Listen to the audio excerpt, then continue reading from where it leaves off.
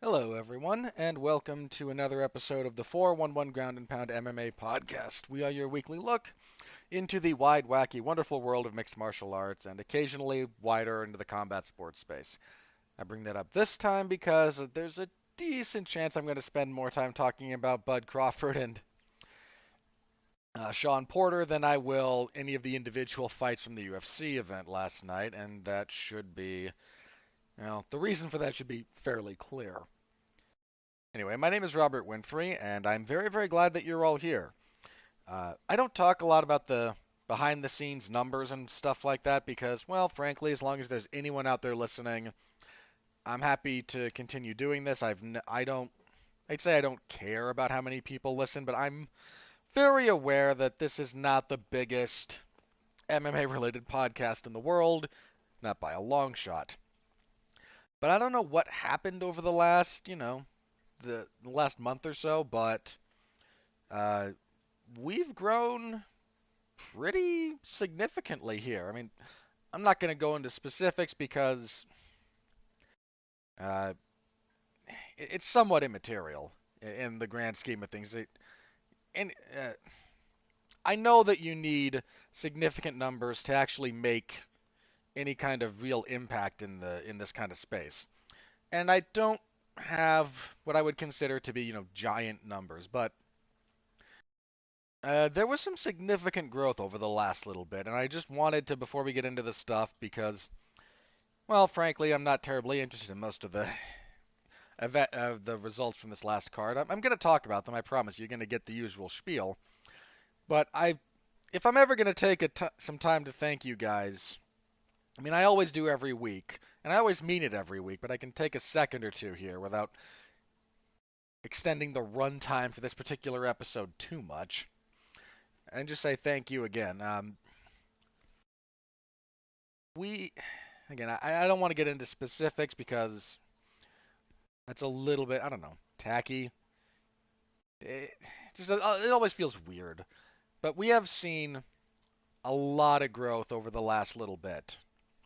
And for a small show, that means a lot. And again, I love you guys, and I thank you for it. And I don't say this to disparage what I do here, but I'm aware of, small fish. And I'm okay with that for the most part. I would like for it to be more, of course, but a degree of realism is healthy about stuff like this. And you guys have helped grow this show a lot over the last handful of weeks. And I wanted to take a second and just say thank you to everyone who's done that. Welcome to anyone who might be newer. I appreciate all of you. New, old, thank you very, very much. If you could continue interacting with the product a little bit however you can, like, comment, subscribe, tell a friend, that all helps a great deal. So I just wanted to take a brief moment here as we are here in the United States. This is Thanksgiving weekend. I know all you Canadians out there had it last month. But so it seems appropriate to express my gratitude for all of you and for what you've for your patronage and for your support for the show, however you can lend it. I really do mean that. So I thank you all sincerely. Uh, the I had to double check some of the numbers that I saw the other day when I uploaded one of the last shows. Like, wait a minute, is that? And it's accurate. So I thank you all, and I deeply deeply mean that. So my sincere gratitude to all of you. Please keep up the good work. The reviews on if you're listening on iTunes or Apple Podcast, it's Apple Podcast now. Star ratings and written reviews are indescribably helpful because everything's run by the algorithm over there, and that's kind of what helps all that stuff show up in search engines, what's get prioritized and all that jazz. So that all helps a lot whatever podcast service you happen to be using. I thank you sincerely for everything that you do. Please continue to do so, and it all helps. And just again, a sincere thank you. All right, so on the agenda for this evening, UFC on ESPN Plus 56 was yesterday. Boy, um, yeah. And I'm going to talk a little bit about Terence Bud Crawford and Shawn Porter, which took place later that same evening in the boxing sphere. So that's it. It's been again a little bit quieter on the news front. I'm not going to.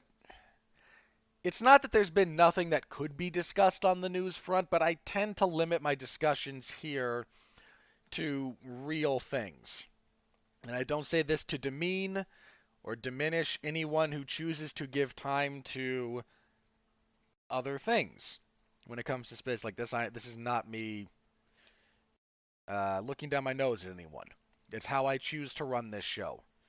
If this were a different show, then I might spend time talking about some of the things Conor McGregor said recently, or the latest Twitter spiel that Jon Jones has been on. But frankly, I don't care. And I don't feel like talking a whole lot about it here. I've got to imagine most of you aren't all that interested in what I would have to say either, because that stuff doesn't really interest me. And if things get seriously newsworthy, they will of course show up here, but Twitter spats or whatever Jon Jones does on social media, which um yeah, I mean look, the man he's been on a bit of a spiel lately, so if you've been loosely aware of Jon Jones's presence on Twitter, you know what that means. And if not, you might be better off, quite candidly. So there's not a whole lot of news. I mean, something could break while we're recording, so we'll wait and see while as I'm talking here. But we're probably going to be light on the news this week. I mean, I might do again. There might be a few quick roundups, but not a whole lot. So mostly limited to fights. This week there is no event this coming Saturday. On the UFC side of things, the much delayed and much ballyhooed lightweight boxing fight between champion Teofimo Lopez and Lopez and Kambosos. That was it. Which is a strange saga in and of itself. Kambosos became the mandatory challenger after Lopez defeated Vasily Lomachenko. Great fight. Lomachenko wasn't satisfied with what his promoter, I believe that was Bob Arum, Top Rank, was putting up for the purse, so they went to a purse bid between the two of them. The recent entry into the boxing landscape, Triller, about which the less said the better in some respects, put in a significantly higher purse bid than everyone else, by a non-trivial margin. Pardon me, I'm over the cold physically, but it was one of those chest cold. It wasn't COVID, unless anyone think that. It was one of those kind of head colds that now I'm still coughing up stuff on occasion. So I apologize if I sound a little bit weird. Triller wound up defaulting on their purse bid, so they paid a chunk of change to Lopez and Kambosos. It then went to the next highest bidder. I believe they're on DAZN. But that fight was supposed to happen several months ago. Then Lopez had a brief bout of COVID. Triller was jerking them around about the date.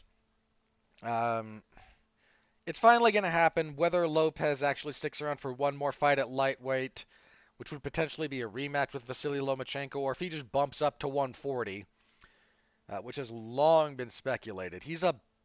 The weight cut to 130, what is it, 135-ish, I think, for lightweight in boxing. That's not an easy weight cut for him. It's long been speculated he's going to wind up at 140, 147 maybe, or 48. I think it's 148. Which would be featherweight.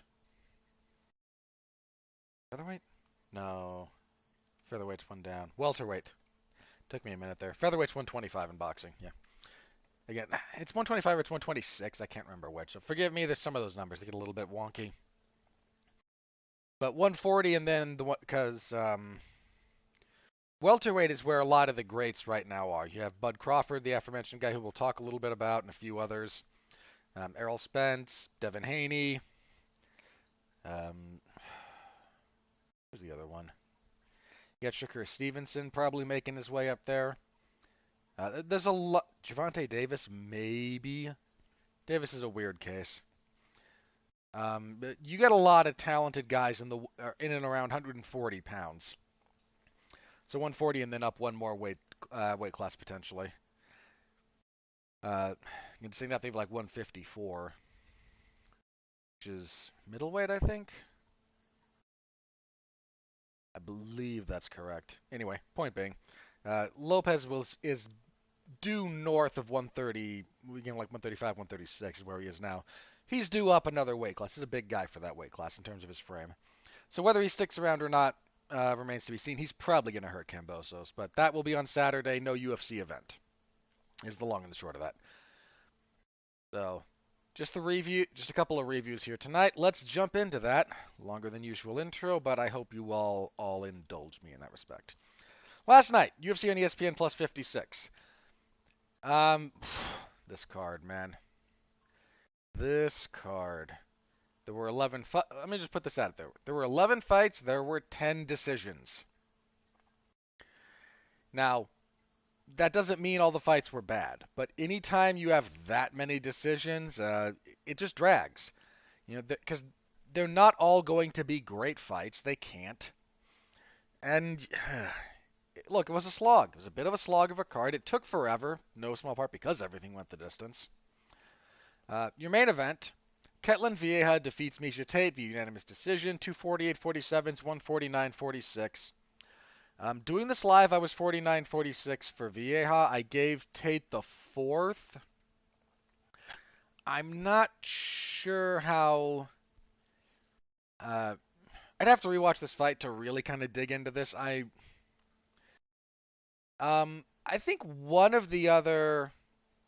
I can't remember... Either 2 or 3. Again, some of these just ran together. It might have been the second round that was also close. The point there is 48-47 for Vieira isn't... I'm not screaming about it. I don't think that's being like overly generous to Miesha Tate. There were some people online whose scorecards for this were ass. There were some people like, oh, you know, going into the fifth, like it's 3-1 Tate. No. You could be, again, best case scenario was 2-2. I don't think there was an argument for Tate winning this fight. Certainly after the fifth.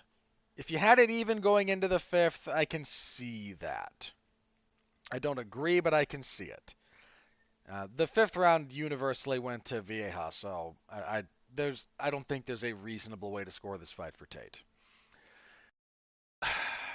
Doing this live, I was deeply, deeply frustrated and horribly disinterested in this fight. This was not a very good fight, I think, by most reasonable standards. Now, let me be clear about that. If you out there listening thought this fight was highly enjoyable, if you were entertained by this, if you were engaged, everything that I'm about to say should not change the fact that you enjoyed it. This is me speaking for myself and me speaking for what I observed. If that doesn't matter to you, if you watched this and still went, boy, that was a lot of fun. I thoroughly enjoyed that. Okay, not going to browbeat you, not going to insult you. We're good. I just want everything that's about to follow to make that very, very clear. Because I did not enjoy this fight as a viewer.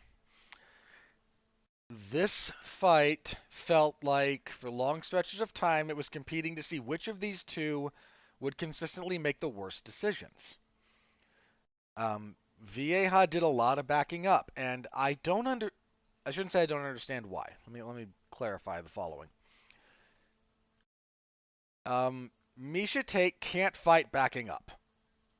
It has always been a pretty big chink in her armor.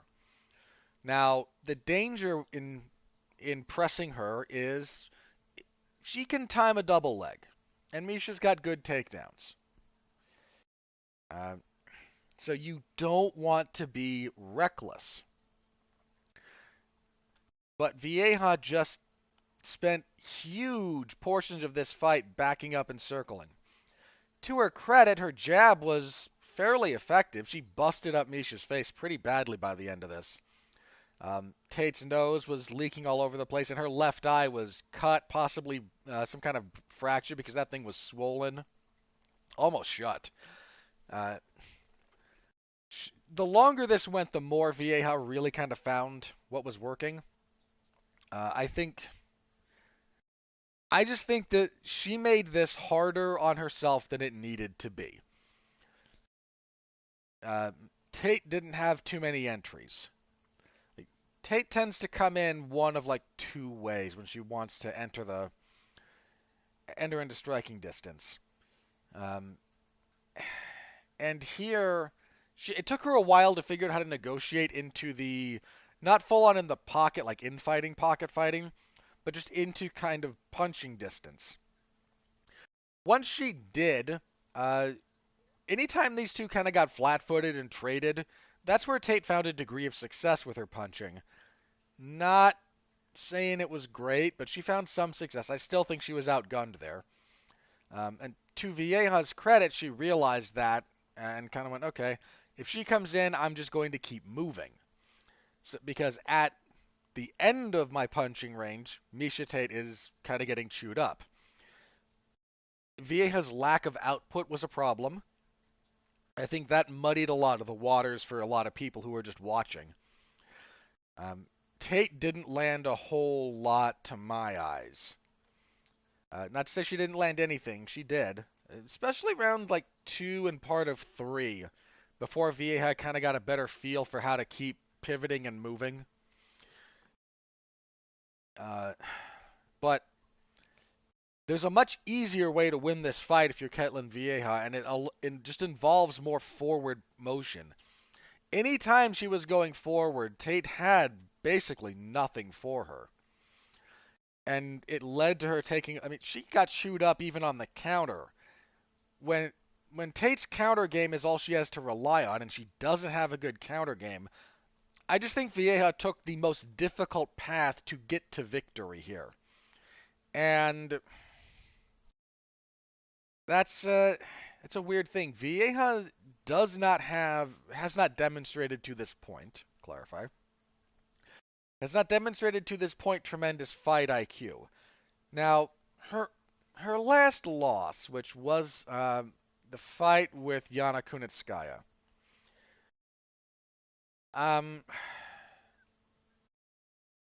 that was a slightly controversial decision. I don't remember how I scored it. I think the problem that she ran into was she was able to get takedowns against Kunitskaya but did nothing. And I appreciate the fact that takedowns are relevant and that they do score points.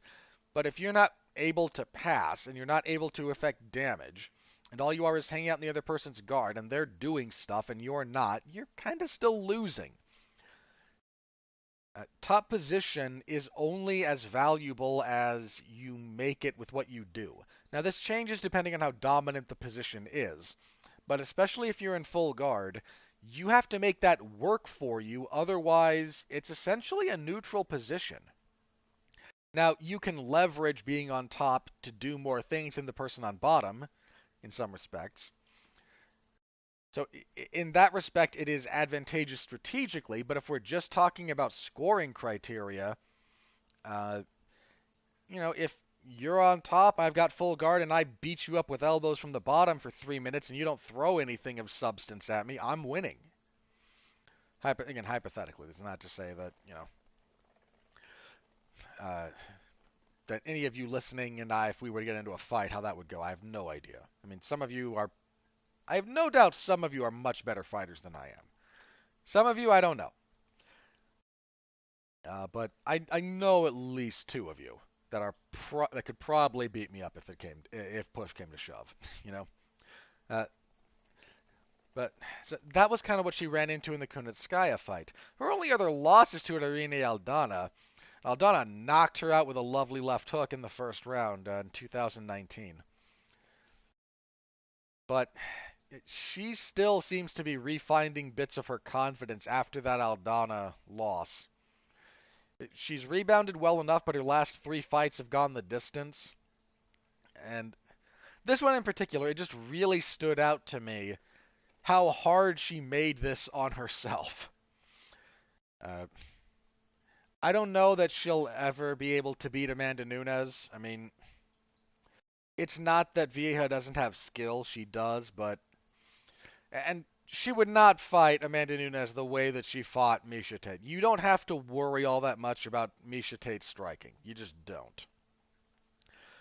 Contrast, Amanda Nunes will put your lights out. So the strategic approach would not at all be the same. But there's a degree to which you have to look at a lot of these top contenders and go, what are you showing that gives me reasonable belief in your ability to contend with Amanda Nunes? Not necessarily that I can look at you and say you're the one to beat her. Someone, assuming Amanda keeps fighting, someone's going to beat her at some point. That's just the law of averages in combat sports.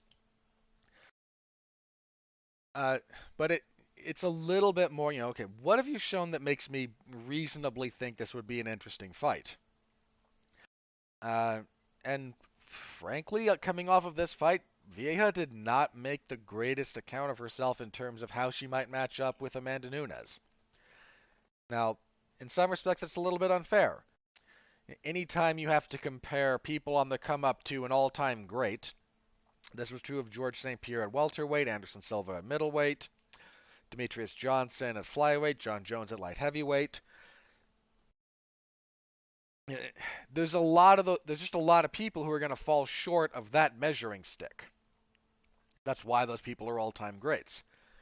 But it is also the only sort of real metric we have. Vieja's probably going to need one more win after this. Bantamweight's an odd division in terms of the rankings right now. And look, Juliana Pena might pull off a miracle. If Pena's aggressive and is able to get Nunes down, Pena's top game is really good. And she's really good about like rapid fire attacks. If she's able to force that, she might catch Amanda Nunes in something. Might. I'm not picking her by any stretch of the imagination. I I will there's very few women I think in the UFC or anywhere for that matter who do not react horribly the first time Amanda Nunes punches them. You can see it in so many of these women. The first time they get in there and Amanda Nunes punches them square in the face, it's a cliche, but their eyes get big. Like, oh crap. They are not expecting it, they are not used to it, and it throws everything off. Even some of the women who are more used to maybe that kind of physical reality to fighting. I mean, look, Nunes did not shock Holly Holm with her punching power. Holly Holm has been punched very hard many times. Even then, there's still the reality that that danger exists. And I don't know how Pena's going to react to that. I just don't.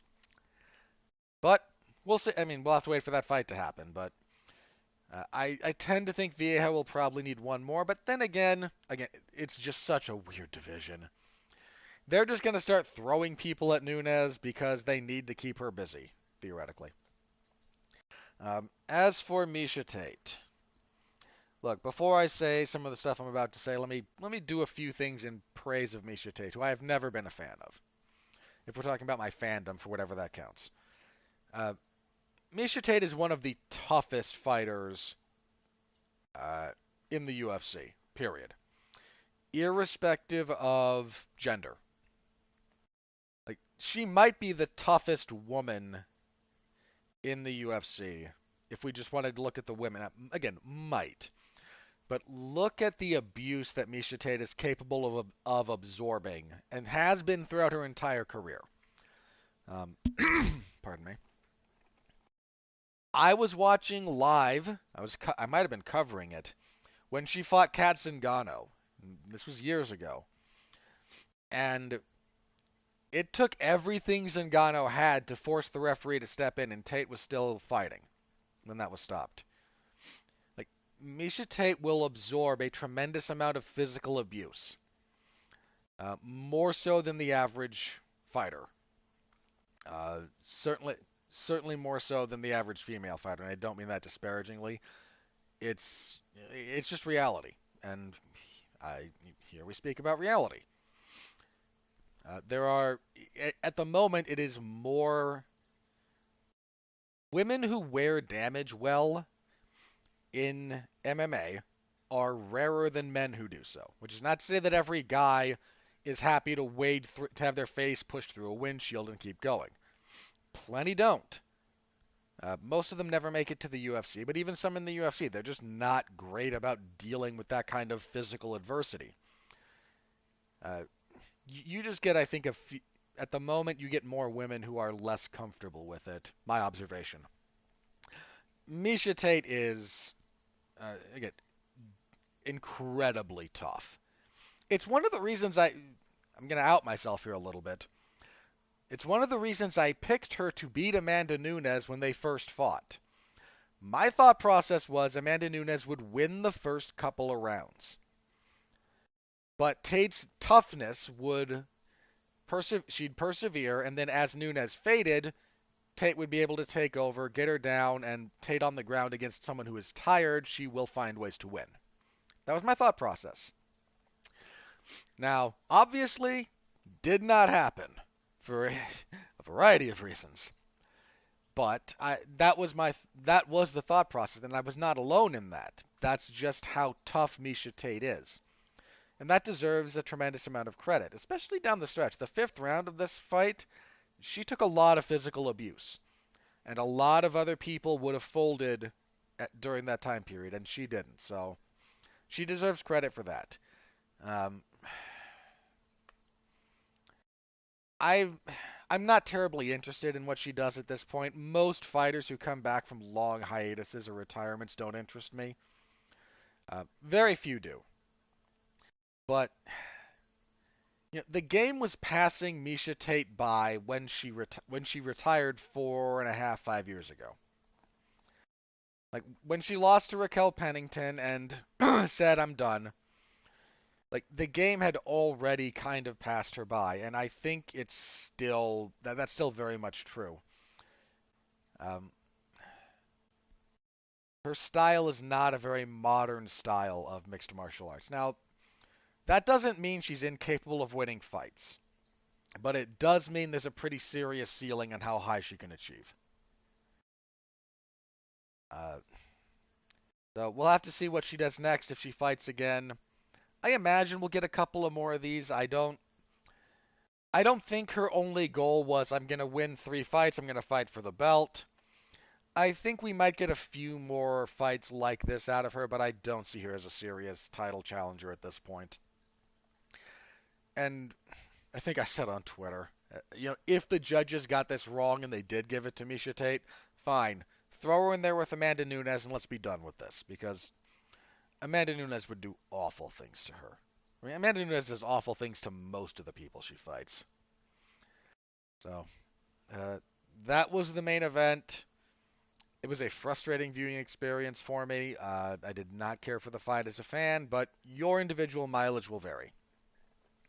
The most interesting fight of the night, your co-main event, Sean Brady defeats Michael Chiesa via unanimous decision, 29-28 across the boards.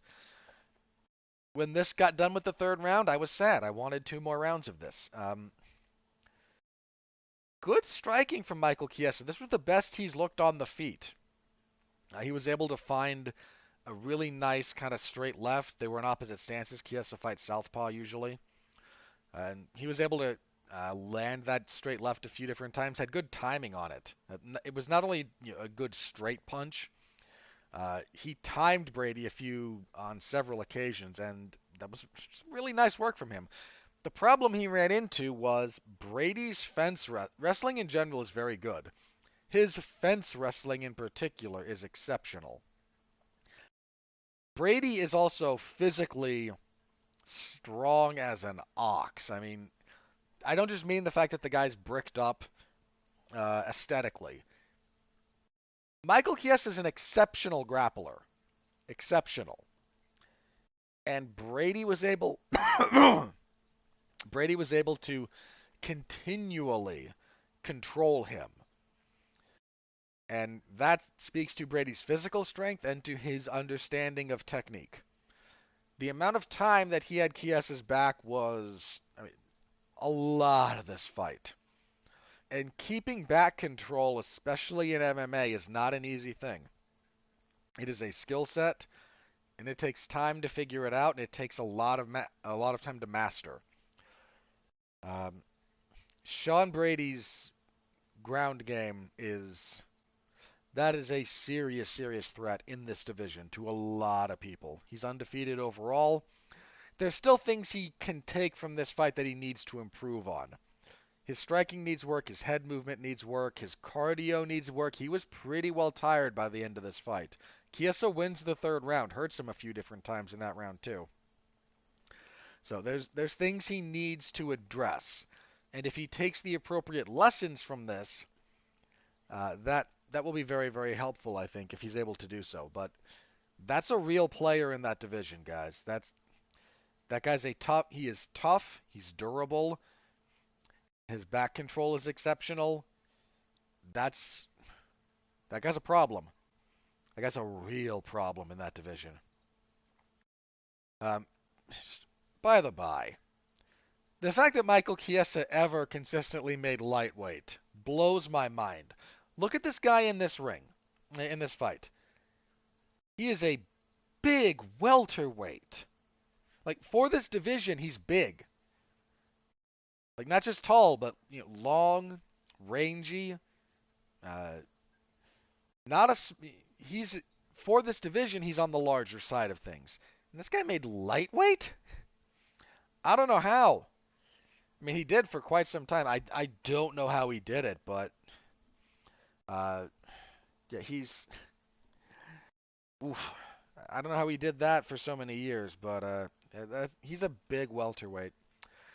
I don't think this dashes Michael Chiesa's opportunity to maybe get into the title picture. It's for the moment, yes. Like, this was a non-trivial setback if you look at it that way. But he's still got a lot to offer. And you would consider this to be like his last gasp, or as overly instructive of what his ceiling is. I think that's a foolish read. He's still very, very good. So, good stuff from both guys. Brady said after the fight he wanted a main event next to prove he can fight 5 rounds. I agree. I got done watching these top 2 fights and thought they should have been reversed. I wanted 10 more minutes of Brady and Chiesa. I really did.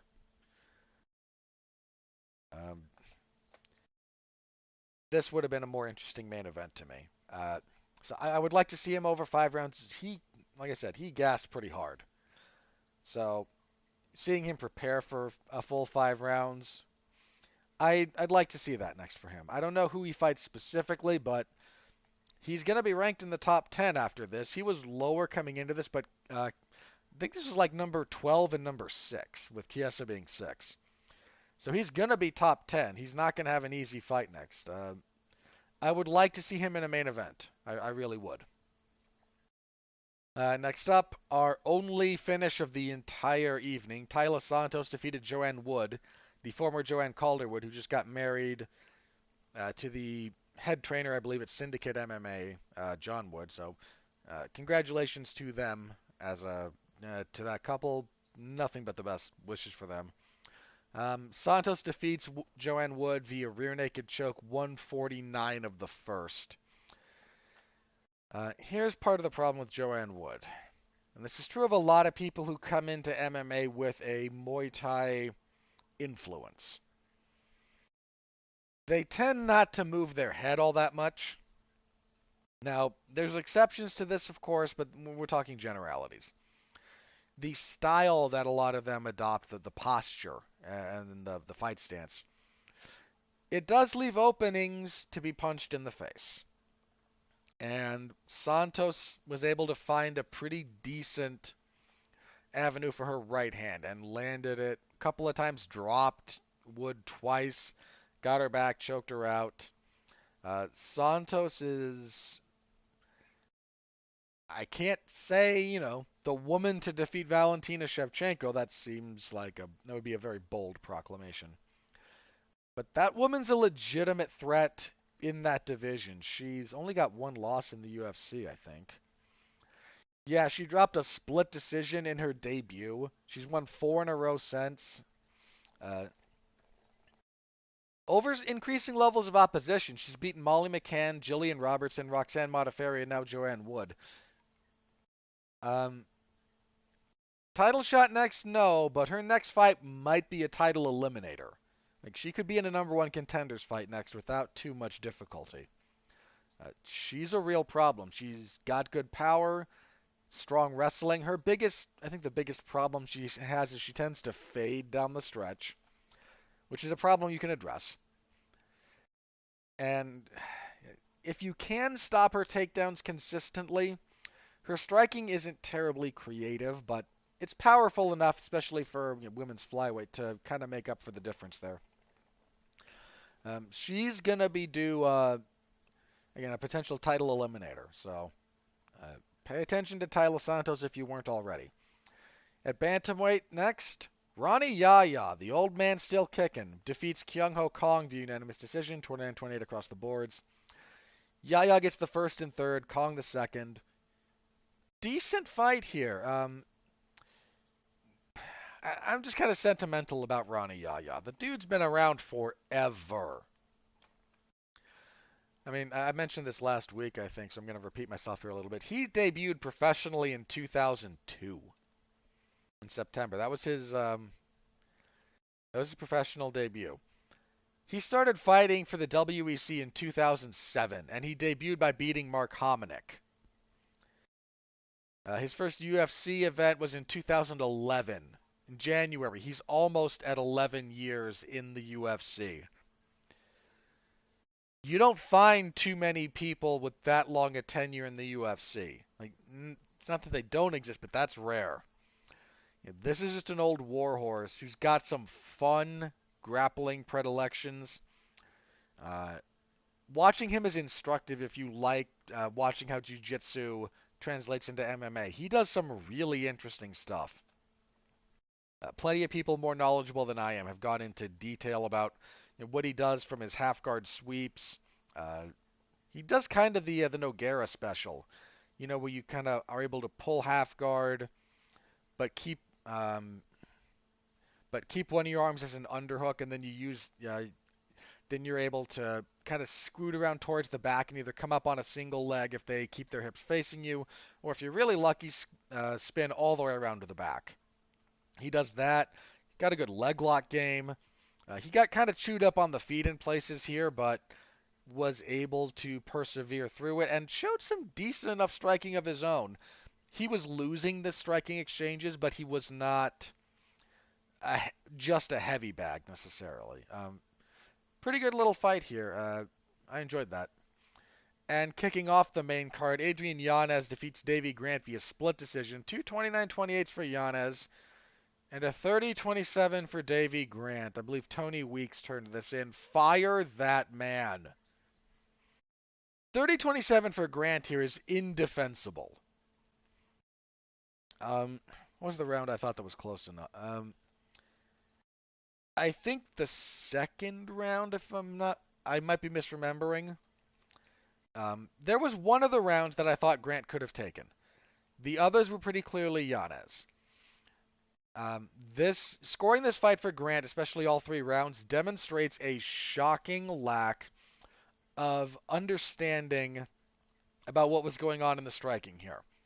It wildly and unfairly prioritizes the sloppy but very visible punches that Grant was throwing versus Yanez's defense, which was a lot of very, very slick sidestepping and shoulder rolling to let those move aside without really landing on anything vital and then countering with good punches. This fight's a little bit of a litmus test in that particular respect about how to properly evaluate what you're seeing in real time. And I don't say that to knock on Davey Grant. Grant put up a heck of a fight here. This was your fight of the night, deservedly so. Um, I Grant was very, very game here. He landed some good punches. Like I don't think giving him, I think it was the second round in particular.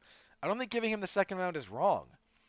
Uh, but I just think that the only way you score this fight for him, especially all 3 rounds, is by using the Diego Sanchez logic. And that's been pretty soundly disproven at this point about the effective ways of scoring a fight and what really happens.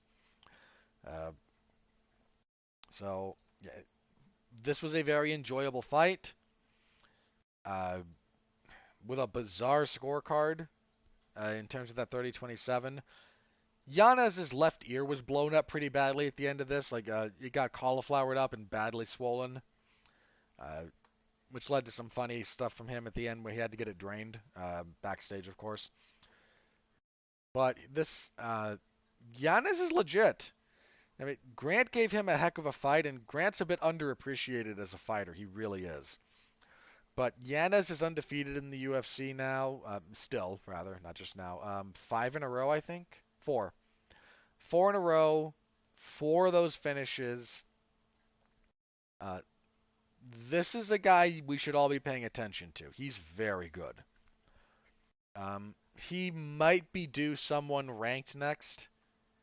So if we're not talking about the top 15, someone just outside of it. Pull up the rankings real fast.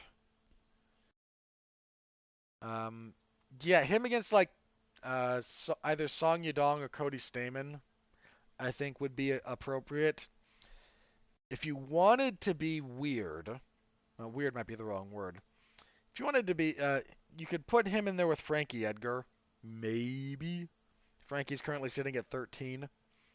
That would be a very stiff test for Yanez. And if Frankie Edgar's serious about continuing to fight, would be a pretty big indicator of of what Frankie has left in the tank too. So that might be the one to make. Might.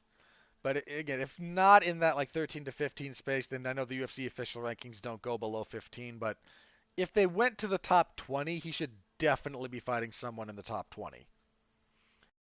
Uh, he's still got some things to learn. His defense is still a little bit iffy for MMA.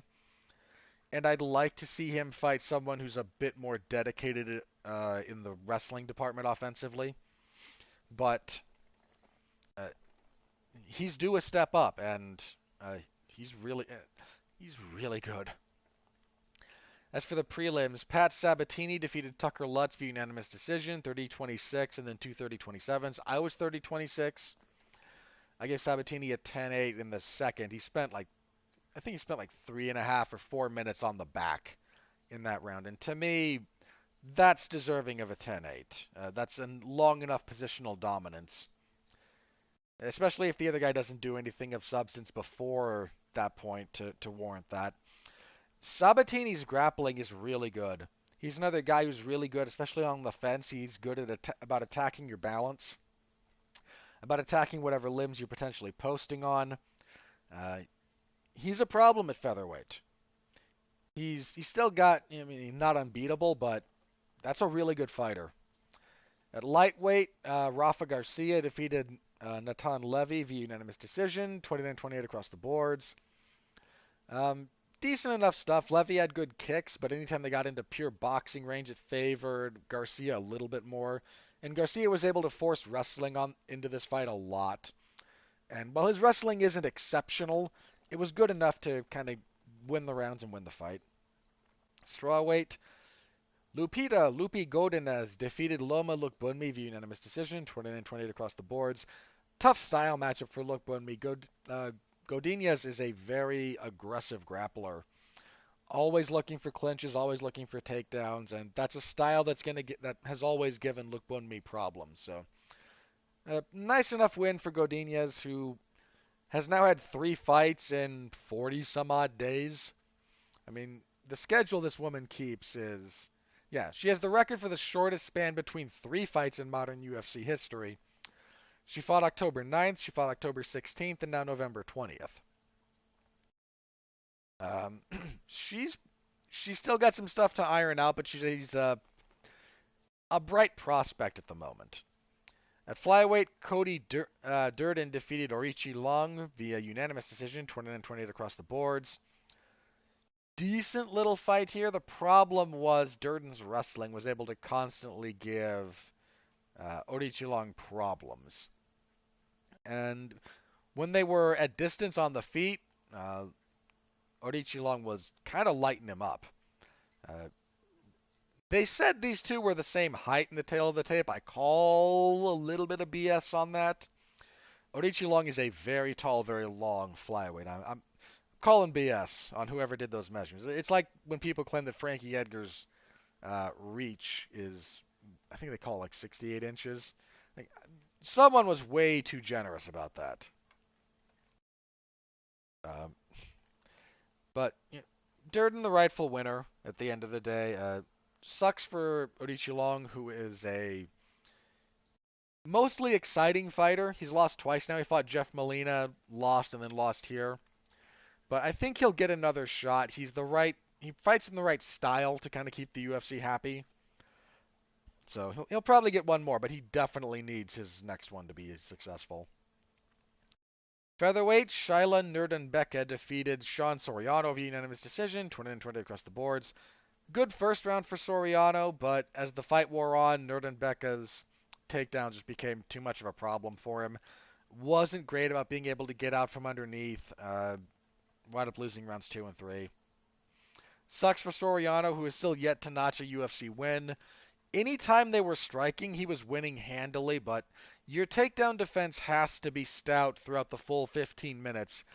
If it's only good in the first 5 and you face a persistent wrestler, if it starts wearing down, this is what'll happen to you. And kicking everything off, Luana Pinejo defeated Sam Hughes via unanimous decision, 230-27s, 129-28. Pinejo she's got some decent judo throws. She jumped for a Peruvian necktie at one point. I mean, she's a bit of a wild woman in that respect. Hughes had a decent enough jab, but was never able to really string together offense. Pinedo has a lot of refinement still to do, but her first UFC win came via disqualification after Randa Marcos upkicked her and she couldn't continue. So nice of her to get her first, I mean, I hate to say legitimate, but, traditional win, shall we say. We were supposed to get a fight between Faraz Ziam and Terence McKinney on this. A couple of hours before the event, someone in McKinney's corner tested positive for COVID. Fight was called off. Hope the coach is okay and hope that they can reschedule that fairly quickly. So that was the event. Mentioned your fight of the night, Yanez and Grant. Only one performance of the night. That went to your only finish of the evening, Tyler Santos. Not a great event. There's not a whole lot else other ways to say it. If you want my full, my live play-by-play report, that is up in the MMA zone of 411mania.com. I appreciate it if you would go give that a read or just a click to make me feel better. Yeah, not a good night of fights on the whole. I mean, not everything was a dud. That's very rare for everything to be a dud, but yeah, not great. I got into it a little bit with some people on Twitter. A little bit. I say got into it. That might be exaggerating. But I did the math on this at one point, is kind of how this breaks down. There used to be a talking point in MMA, and it was a UFC PR talking point. That it's these cards that that you don't think all that much that deliver the best action. Now, there was a period of time, many, many years ago, when, given how the UFC's schedule operated, that could be true. When you could put on a fight night that did not have a pay-per-view or a title fight, a pay-per-view quality main event, or a title fight on it, and the roster was deep enough and the schedule was lenient enough that you could put one of those and pack it with enough talent that they would really deliver. That used to be somewhat true. That is not at all the case and has not been the case for many years. I kind of did the math on this. I went back for a while through how many fights would you consider to be duds on paper, how many of them, and then how many of them seriously over-delivered. And the answer I came out to was one out of every, uh, at the time it was six, about one out of every 6 or 7. I think nowadays that ratio is bumped up to about one out of every 8. And someone said that there's no way that one out of every 8 cards is just duds. Well, there's a few things we have to break down when we talk about this. No, one out of every 8 cards the UFC puts on is not a dud. Is good rather. That's ridiculous. 7 out of every 8 events is not a dud at all. But here's some of the qualifications. Start with cards that are not good on paper. Now, this is going to exclude a lot of UFC events because a lot of them are pretty good on paper. So start with the ones that are limited by that. Then, if we go by the UFC's talking point, look at the ones that deliver great action. How many times does a card that is kind of a dud on paper deliver something special on fight night? Preferably more than one special thing. And I think when you look back to the history of that, the ratio's not great. Look, take the entire month of October for stuff that didn't look great on paper. So we're excluding UFC 267. It's kind of the only one that needs to be excluded there. Look at the rest of those cards. None of them are good on paper. How many of them over-delivered in terms of delivering something special or really worthwhile in the aftermath? I can't think of any. So if we look at the entire month of October as duds on paper, duds in practice, and then we get to this one, dud on paper, dud in practice, we're already at like 4 for 4 or 5 for 5 that have just not been great. Now, if you're being like, now to be clear, the three events in a row, UFC 267, UFC 268, and the Holloway and Rodriguez card from last week, or 2 weeks ago, depending when you listen to this. That's a great 3 fights. That's one of the better 3 events in a row the UFC's done. Like, those were all really good on paper, and they all delivered. So I'm not saying the whole schedule is crap, but if we limit the discussion to events that are duds on paper, and then how many of them significantly over-deliver, look, I'm not trying to disparage the fighters and say that they suck. That's not what I'm saying. This isn't me, the usual bout of idiots came out of the woodwork in the aftermath of this event. There are no bad cards. Everyone who steps in the cage is a warrior. Well, look, anyone who's willing to step in the cage and fight, you do owe a degree of respect to that. Not everyone can do that. And I'm certainly not pretending that any of the people who lost last night, if I were to get into a fight with them, they would probably beat the crap out of me. Like, this is not me saying I'm a tough guy.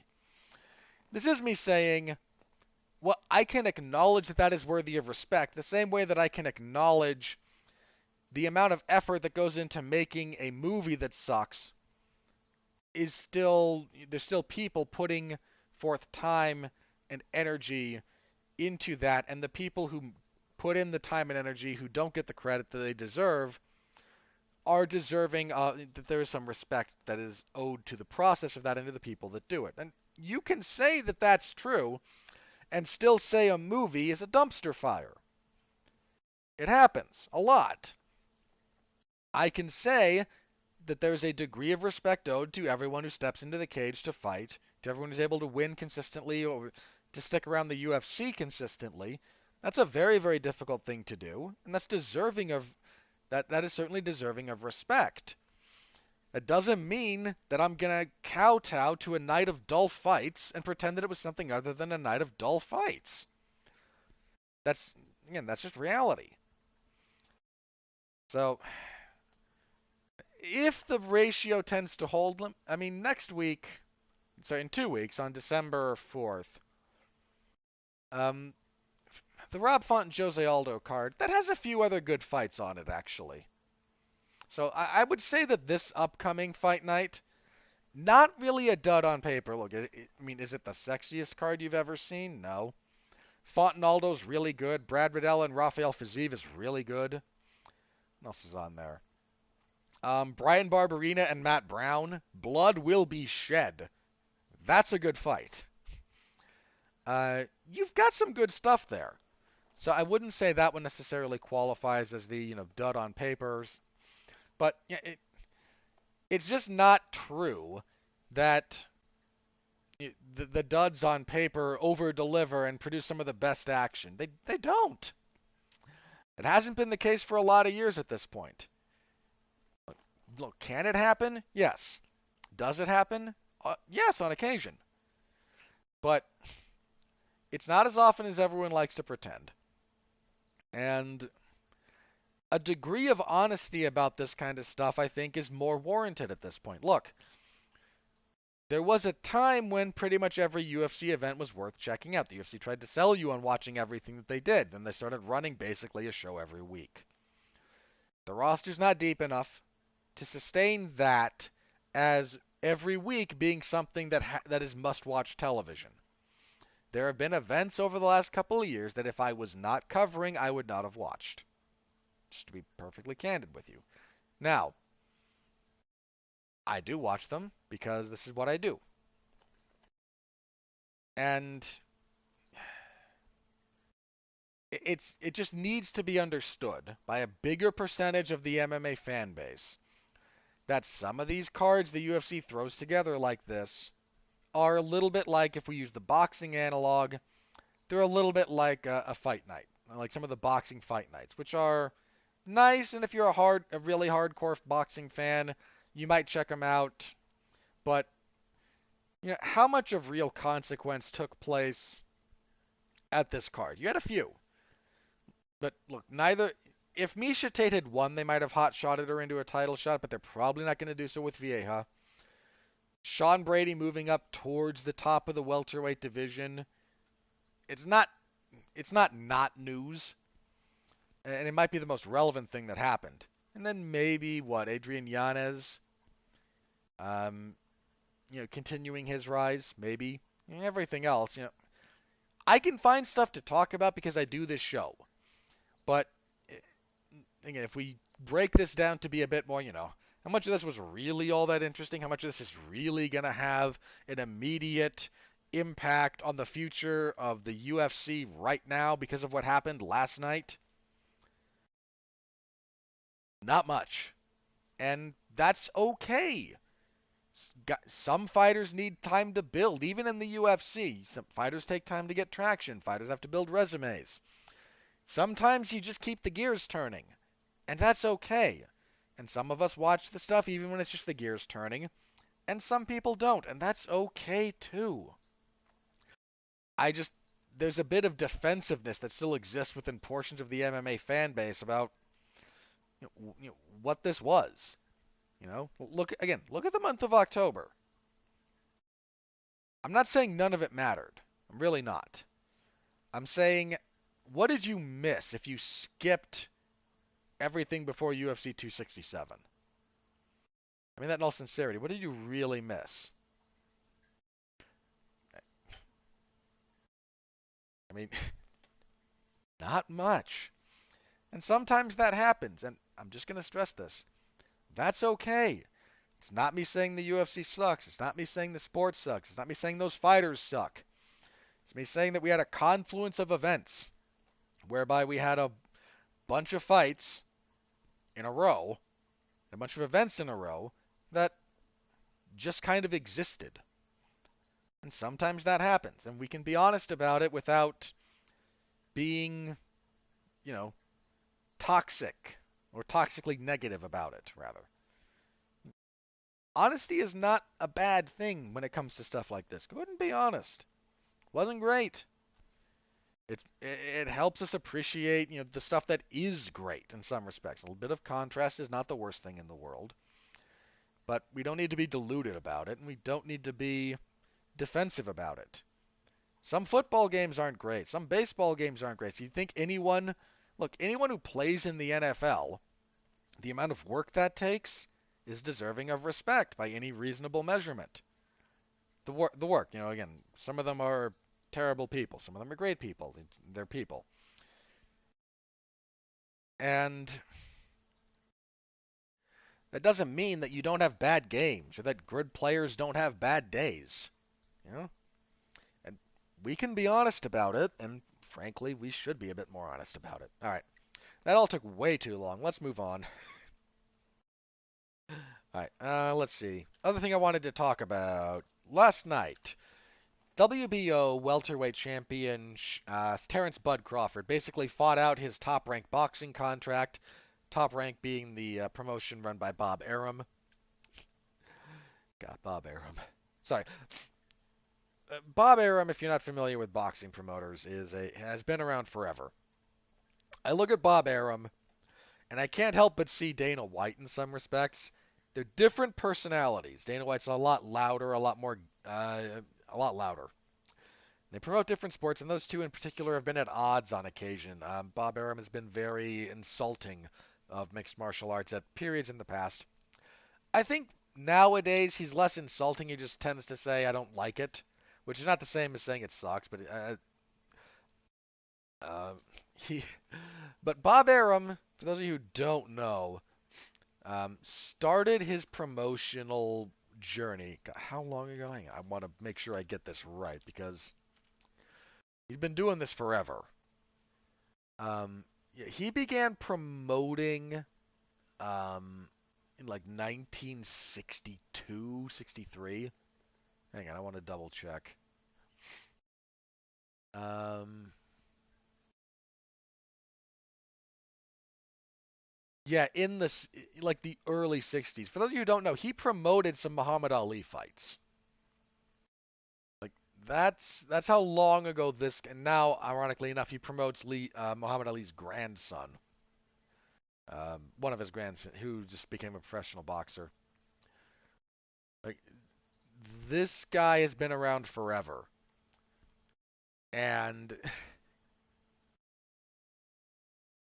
he's he's still going. I mean, he's old as dirt. He's 89. 89-year-old. But the point being, like, people used to ask him, 20 years ago, so, when he's in his 60s, almost his 70s, in the early 2000s into the 10s, like, so when are you going to retire? And that man's just going to do this until he dies. And I bring that up because I think Dana White's kind of the same way. I'm not saying he'll never retire from his promotion, but would you be really surprised if Dana White didn't just do this until he was in his 90s? Just a thought. Anyway, Crawford is one of the pound-for-pound best boxers in the world. He's been kind of campaigning to be considered the best, and there's an argument if we go by his skills. He is a remarkable, remarkable fighter. He can fight out of either stance, which is a rarity. He's a great finisher. His ring generalship is amazing, and Shawn Porter brought the fight to him. Porter's a bit more of a wild man, but he came in and he fought, man. He won some of the early rounds from Crawford. He had an interesting change in his stance. Sometimes he was coming in really low, kind of bent over. Other times he adopted more of a really kind of bouncy stance, a little bit more kind of bouncing in and out with his front leg.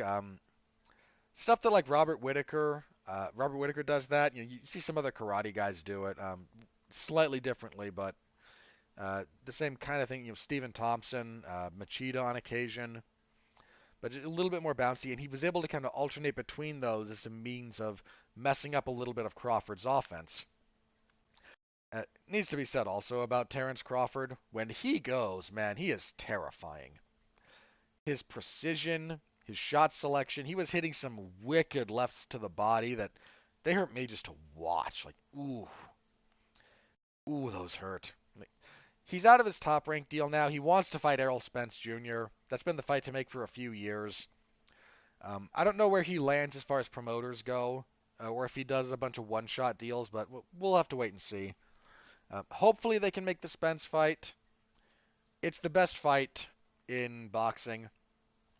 Maybe not the best, but one of the best fights in boxing. Maybe the best. I think you could certainly argue it.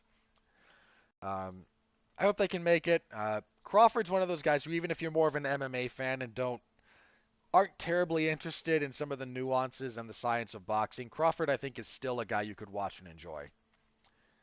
So, if you didn't see this fight, really good fight. Shawn Porter's fought all the best of his generation. Arguably beat Errol Spence when they fought. I don't recall how I scored it off the top of my head, but a very close fight.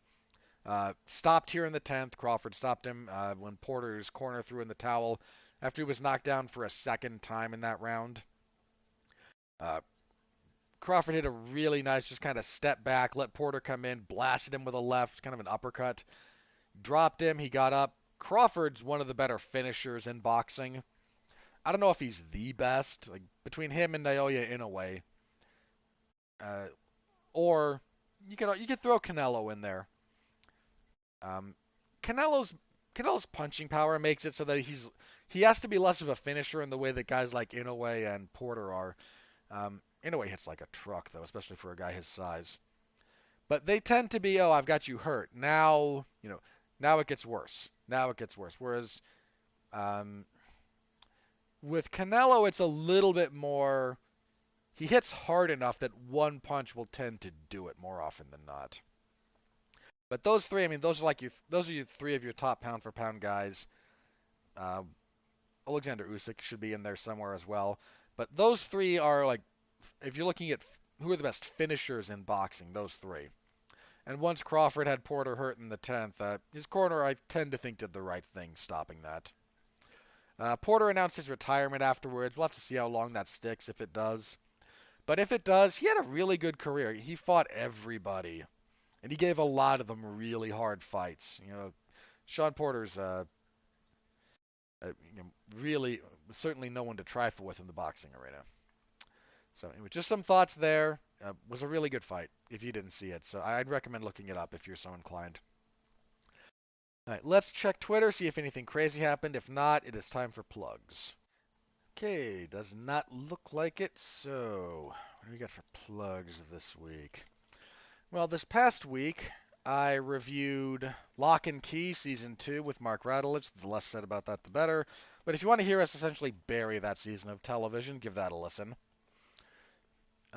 Let's see. This week, there'll be a Damn You Hollywood for Ghostbusters Afterlife on Tuesday. So if you're interested in my thoughts, along with Mark and I think Alexis,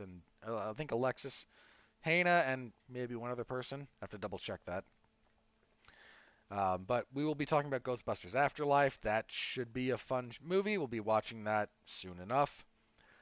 Let's see. We also have a Damn You Hollywood on Wednesday for the movie headlined by Bruce Campbell and Devon Sawa entitled Black Friday. Looks to be a more kind of horror comedy movie, so we'll give that a listen. We'll give that a watch and see how that plays out. Let's see. And Saturday, Mark Radulich and I will be providing watch-along material for Teofimo Lopez and George Kambosos because there is no UFC event, and why the heck not? So be on the lookout for all of that if you're interested in my podcasting goings-on. As for my written coverage, last week, the usual slate of professional wrestling. Ditto this week. AEW's Dark Elevation on Monday. MLW, they're on Thanksgiving this week, so Thursday will be Fusion, and then WWE SmackDown on Fridays. This last week, again, that same combination, but MLW had their War Chamber event on Wednesday, so you can get my thoughts on that particular match if you're so inclined, and then again, Dark Elevation and SmackDown pretty regularly Monday and Fridays. So if you're interested in my written coverage, there's that. Also, of course, last week UFC on ESPN plus 56. Give that a read if you're interested. On that note, I thank you once again for everything that you've done, helping turn in one of the most successful months in this podcast's recent history. I deeply, deeply appreciate everything that you all have done. Happy Thanksgiving to everyone in the United States. Until next time, stay safe out there and continue to be well, be safe, and behave.